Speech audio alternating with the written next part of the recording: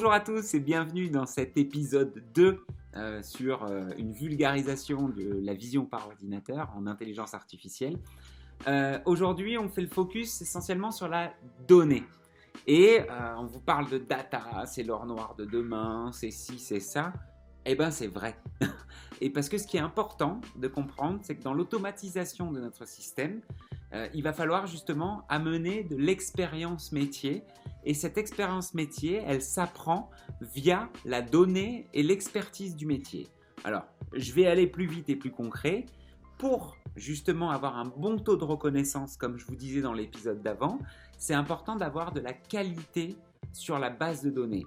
Donc je vous disais, pour reconnaître un bagage, ce qui est important dans une gare ou dans un aéroport, c'est d'avoir un maximum d'images de bagages sous tous les angles, sous toutes les luminosités et avec tous les fonds possibles, avec tous les champs possibles.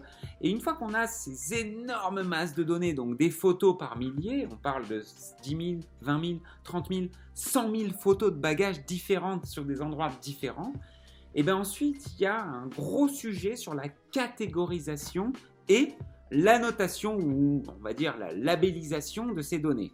À chaque fois, on doit spécifier de manière unique à chaque image qu'est-ce que c'est comme produit qu'on veut voir ou comme objet qu'on veut voir à l'intérieur. Une fois qu'on a ce dataset qui est très très important, on l'implémente à un réseau de neurones derrière et on l'apprend pour que ça reconnaisse dans le monde réel. Sauf que ça, c'est la théorie. Aujourd'hui, on sait qu'un projet en intelligence artificielle, et je focus vraiment sur la vision par ordinateur, donc tout ce qui est analyse de vidéos en temps réel, on va dire que le sujet de la donnée, donc sa recherche, sa labellisation, sa classification et son apprentissage, représente 60 à 70% du temps de l'ingénieur et autres profils sur justement le cas d'utilisation. 60%. C'est-à-dire que c'est plus de la moitié en termes d'importance. Donc, d'où vraiment la qualité de la donnée déterminera la qualité de la détection future. Et alors ça, c'est, comme je vous disais juste avant, dans un monde théorique, parce que si on va dans un monde pratique, le réel, il faut rajouter de la connaissance métier. Parce que c'est bien beau de détecter un bagage et d'avoir un use case de bagage abandonné. Mais dans une gare, quelqu'un qui rentre avec son bagage et qui va le poser devant le point relais où il va acheter son journal. Et ensuite, du coup, l'algorithme qui est un peu bébête dit « Ah, humain part de son bagage, alerte, alerte, alerte ». Mais non, là, il faut la qualité du métier. Ce qui est important, c'est qu'il faut toujours fusionner le métier et la donnée. Et c'est pour ça que le métier n'est pas prêt de mourir demain.